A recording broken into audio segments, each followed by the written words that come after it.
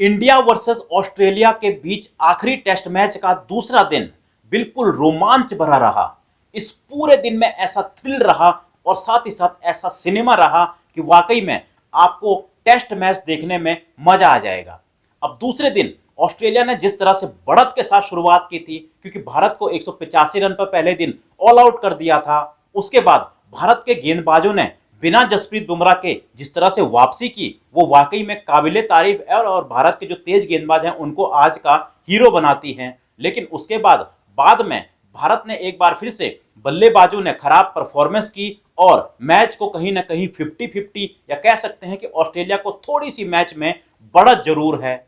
लेकिन एंड में ऋषभ पंत ने जिस तरह की धुआंधार बल्लेबाजी की, ऐसा लग रहा था कि वो टी20 मोड में चले गए थे। उसने दर्शकों को एक बार फिर से रोमांच से भर दिया था और पूरे दिन ऐसा लगा कि जो टेस्ट क्रिकेट है उसका मजा ही अलग है।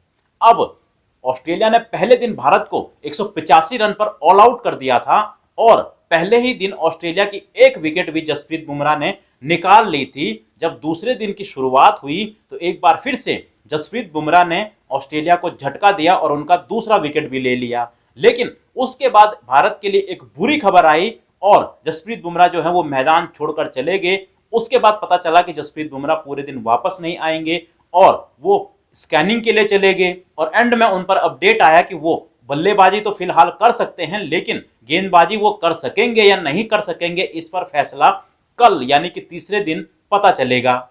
अब उम्मीद तो यही करते हैं कि जसप्रीत बुमराह वापस आए, क्योंकि जिस सिचुएशन में मैच पहुंच गया है उसमें चौथी पारी में गेंदबाजी के लिए जसप्रीत बुमराह का होना बहुत जरूरी हो गया है। खैर, अब जसप्रीत बुमराह पर अपडेट तो कल ही मिल पाएगा। लेकिन दूसरे दिन की बात करें तो जसप्रीत बुमराह ने जब दूसरा झटका दिया तो उसके बाद सभी फैंस जो हैं वो काफी चिंता में थे कि अब कैसे होगा, क्योंकि जसप्रीत बुमराह इस पूरी सीरीज में 32 विकेट लेकर सबसे ज्यादा विकेट लेने वाले गेंदबाज हैं, चाहे वो ऑस्ट्रेलिया की तरफ से हो या फिर इंडिया की तरफ से हो। और इंडिया की तरफ से तो बाकी जो गेंदबाज हैं उन्होंने मिलकर 32 विकेट लिए थे। लेकिन जसप्रीत बुमराह के जाने के बाद भारत के जो बचे हुए गेंदबाज थे, चाहे वो मोहम्मद सिराज हों या फिर प्रसिद्ध कृष्णा, इन्होंने बिल्कुल निराश नहीं किया और खास तौर पर प्रसिद्ध कृष्णा ने तो बहुत ही ज्यादा जो है इंप्रेस किया है। वो अपना पहला मैच खेल रहे हैं इस टूर का, इसी में उन्होंने बहुत इंप्रेस किया है। वहीं मोहम्मद सिराज ने भी यहां पर जसप्रीत बुमराह की कमी को नहीं खलने दिया और नीतीश कुमार रेड्डी ने तो जैसे जब बल्लेबाजी में वो आज परफॉर्म नहीं कर पाए तो उन्होंने उसका जो सारी कमी कसर है वो गेंदबाजी में निकाल दी। गेंदबाजी में उन्होंने ऑस्ट्रेलिया की 2 इंपॉर्टेंट विकेट लेकर उन्होंने अपने आप की अपनी जो गेंदबाजी है, जिस पर अभी तक सवाल थे कि क्या वो गेंदबाजी कर भी सकते हैं, उसको भी यहां पर उन्होंने सबके सामने रख दिया कि वो सिर्फ एक बैट्समैन ही नहीं बल्कि एक प्योर ऑलराउंडर हैं और वो गेंदबाजी भी कर सकते हैं।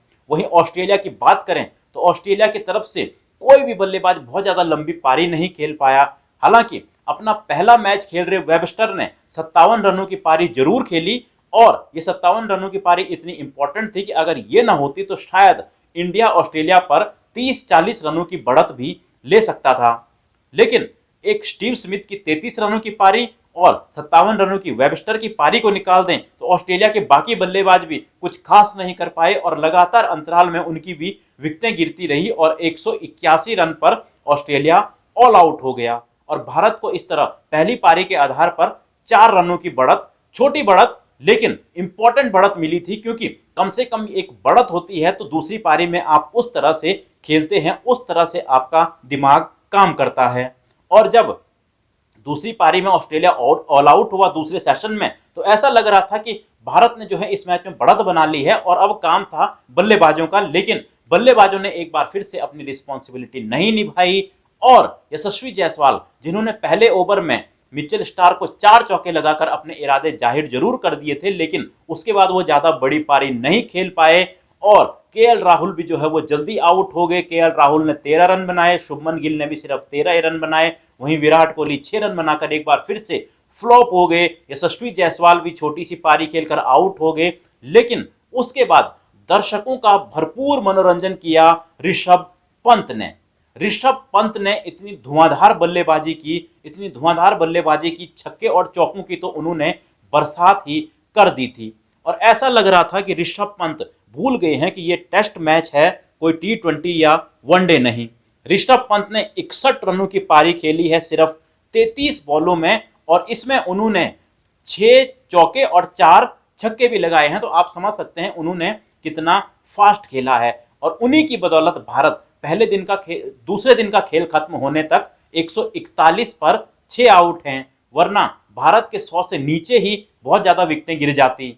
लेकिन ऋषभ पंत की इस पारी से भारत अब 145 रनों की बढ़त के साथ दूसरे दिन का खेल खत्म कर चुका है। लेकिन अब तीसरे दिन जडेजा और वॉशिंगटन सुंदर जो कि क्रीज पर हैं, उन पर सबसे बड़ी जिम्मेदारी आ जाती है, क्योंकि यहां से अगर वो अच्छी पार्टनरशिप करते हैं और दोनों में से कम एक बल्लेबाज 50 और एक बल्लेबाज 20-30 रनों की पारी खेलता है, तो फिर भारत को यह मैच जीतने से कोई नहीं रोक सकता, और एक बार फिर से भारत इस मैच में आगे हो जाएगा। जो बल्लेबाजों यानी खासतौर पर टॉप ऑर्डर की वजह से थोड़ा सा ऐसे लग रहा है कि भारत एक बार फिर से इस मैच में पीछे चल गया है।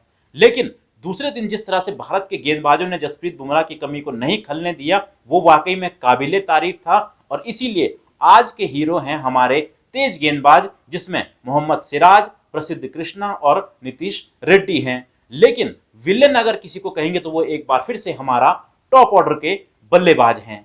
अब तीसरे दिन देखना होगा कि पहले सेशन में टीम इंडिया के जो बचे हुए बल्लेबाज हैं वो कैसे खेलते हैं और कितने रन बनाते हैं, क्योंकि वहीं से डिसाइड हो जाएगा कि ये मैच किस तरफ जा रहा है, किसका पलड़ा भारी है।